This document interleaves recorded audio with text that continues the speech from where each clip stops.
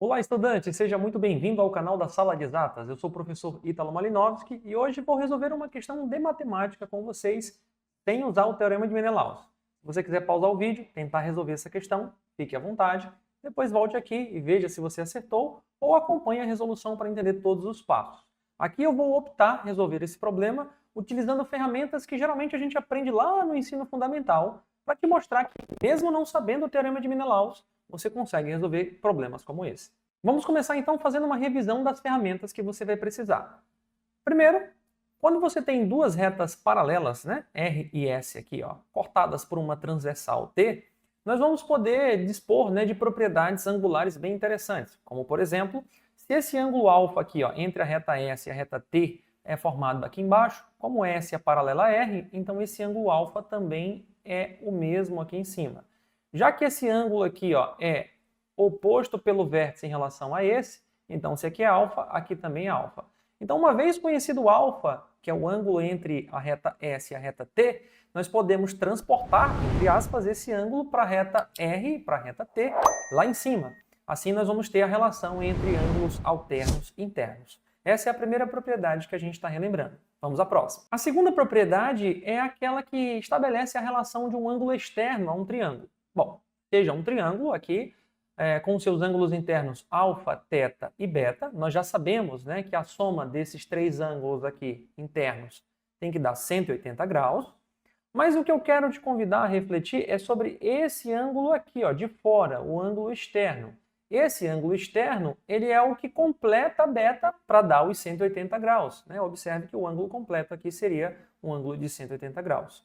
Como eu já tenho o beta aqui, então o que falta para completar os 180 graus seria alfa e teta somados. Então, o ângulo externo, né, de um triângulo, ele é igual à soma dos dois ângulos não adjacentes àquele vértice.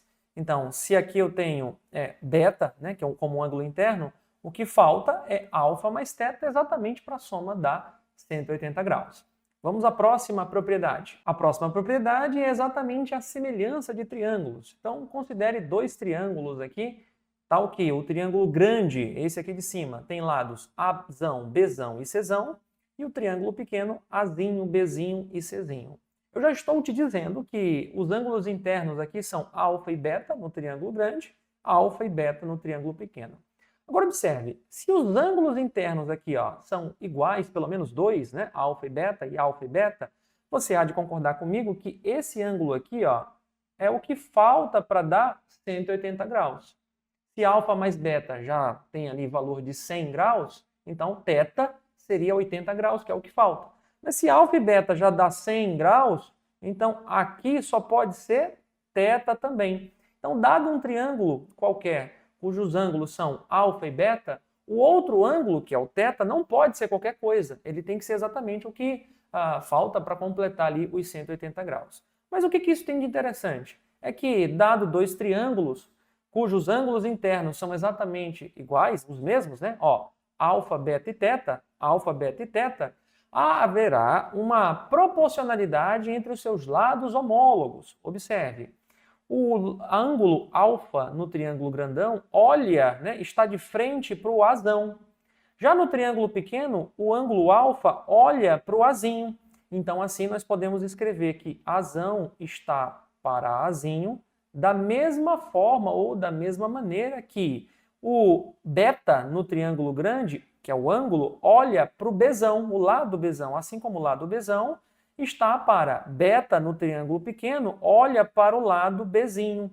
Então, ó, azão está para azinho, Bzão está para Bzinho, da mesma maneira que teta olha para Czão no triângulo grande e teta olha para Czinho no triângulo pequeno.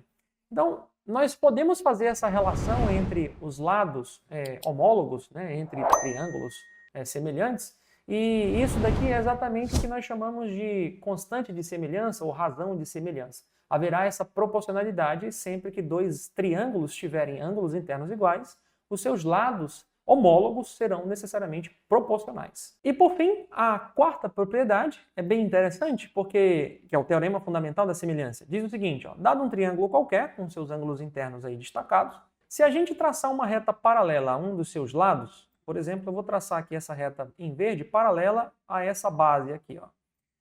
Necessariamente o triângulo grandão, que era o original, beleza?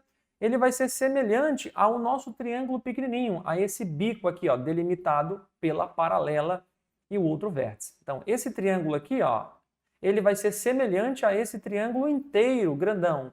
Isso acontece por quê? Porque se essa reta em verde é paralela à linha de base, se aqui é alfa, então esse ângulo aqui necessariamente é alfa, porque você tem, ó, duas retas paralelas cortadas por essa transversal. Então aqui é alfa, aqui é alfa. Da mesma forma que agora esse ângulo θ é o mesmo aqui, ó. Então necessariamente agora você tem um triângulo grandão com os ângulos internos beta, alfa e θ, e o triângulo pequenininho beta, alfa e θ. Como os ângulos internos são todos iguais, necessariamente então esses dois triângulos são semelhantes, haverá uma proporcionalidade entre os seus lados.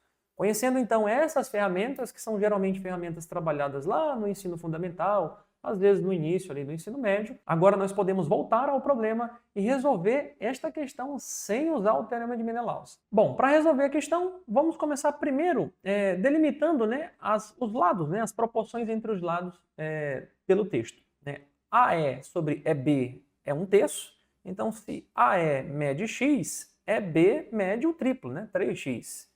Assim como CD sobre DB é 1/2. Então, CD se mede y, DB mede necessariamente 2y. Agora, nós vamos fazer o seguinte, ó. Tá vendo esse lado AB no triângulo grandão?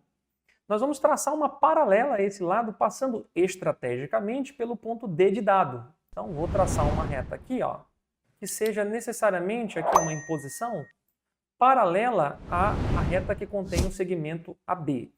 E aí, ó, vamos chamar esse ponto aqui de interseção entre essa reta paralela e esse segmento aqui, ó, FC. Vamos chamar esse ponto aqui de ponto M. Agora eu vou destacar um triângulo aqui em particular para que você possa verificar todas essas propriedades que discutimos anteriormente e aplicar exatamente aqui. Destacando então o triângulo EBC com aquela linha em verde DM paralelo a BE, nós temos então que os ângulos internos do triângulo grandão são alfa, beta e θ. Como essa linha aqui em verde é paralela a EB, então necessariamente aqui tem que ser alfa e aqui tem que ser obrigatoriamente beta.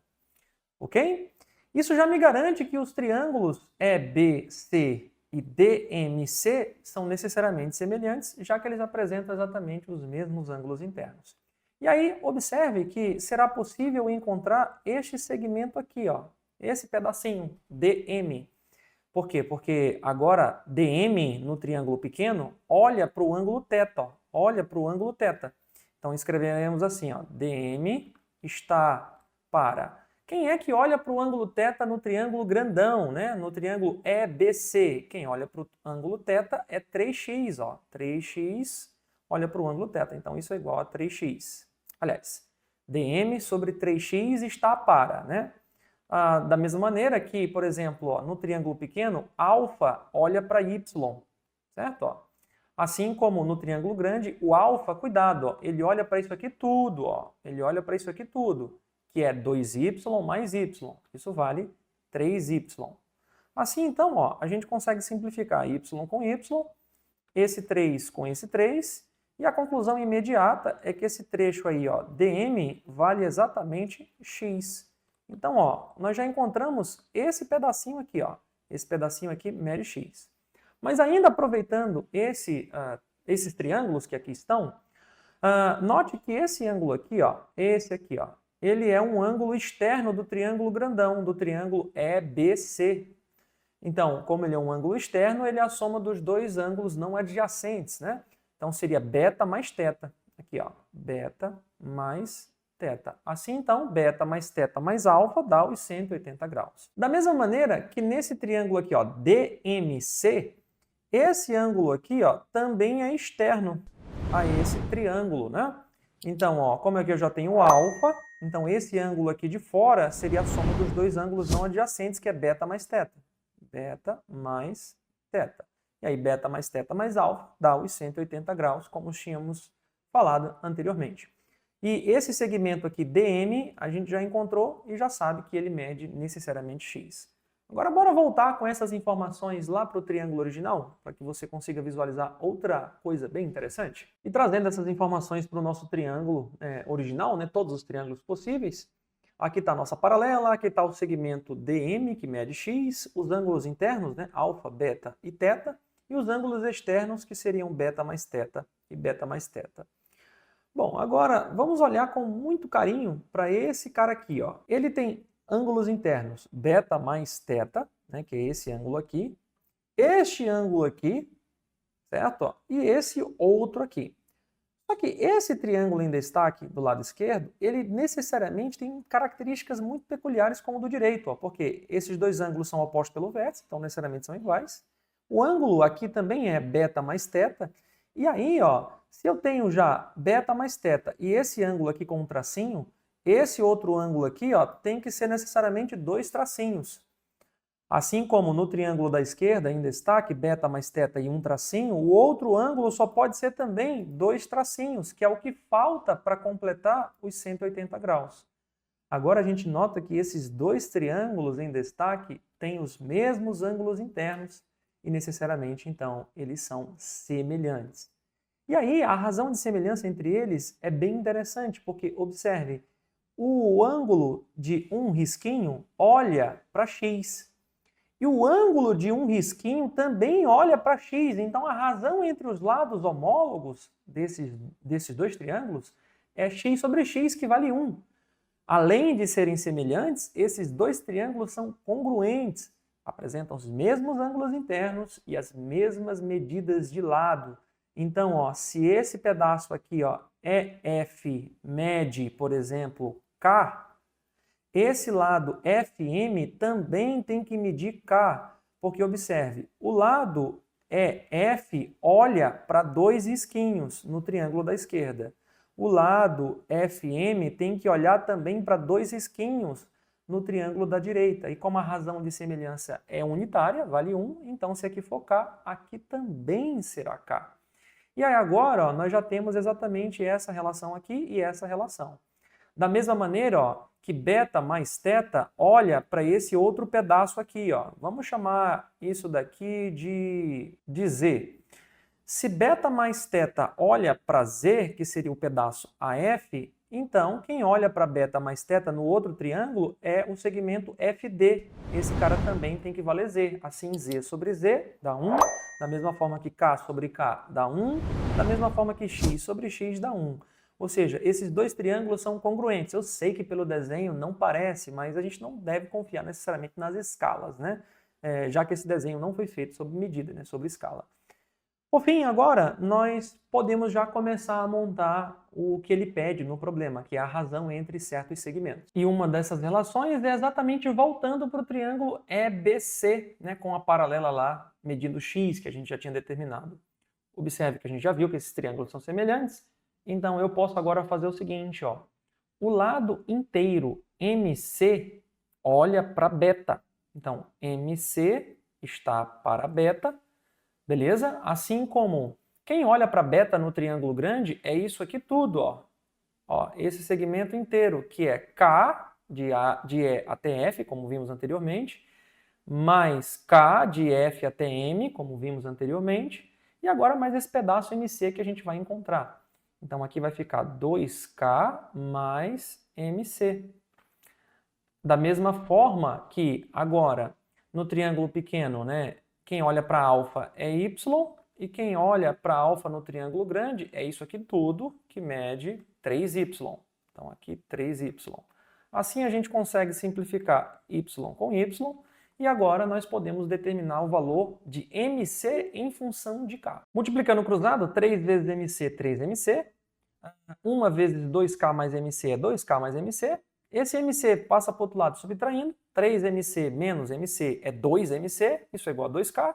Logo dividido por 2, MC é igual a K. Então esse pedacinho aqui, ó, de M até C também mede K. Agora a gente volta para o triângulo original. Então, no triângulo original, MC está aqui, ó. A gente acabou de encontrar que ele também mede K. Assim, então, a razão EF é esse pedaço aqui, ó, que mede K, sobre A razão entre F e C, né? FC seria esse pedaço aqui, ó, que mede 2K. Mais a AF sobre FD, a F é esse pedaço, que mede Z. Sobre FD, que também mede Z, isso dá quanto, né? Bom, agora ficou fácil, né? A gente vai simplificar esse K com esse K. Isso aqui vai dar 1/2. E esse Z com esse Z, isso aqui vai dar exatamente 1. 1 mais 1/2, isso é a mesma coisa que 3/2, certo? Ou 1,5, como você preferir. Espero que você tenha gostado desse vídeo. Essa é uma proposta de resolução sem usar o teorema de Menelaus, mas usando ferramentas que você já conhece, ferramentas mais básicas. Mas se você tem facilidade em usar o teorema de Menelaus, fique à vontade para trabalhar com ele. Aqui eu só estou te mostrando uma outra maneira de pensar e como resolver este problema. Fiquem com Deus e até o nosso próximo vídeo.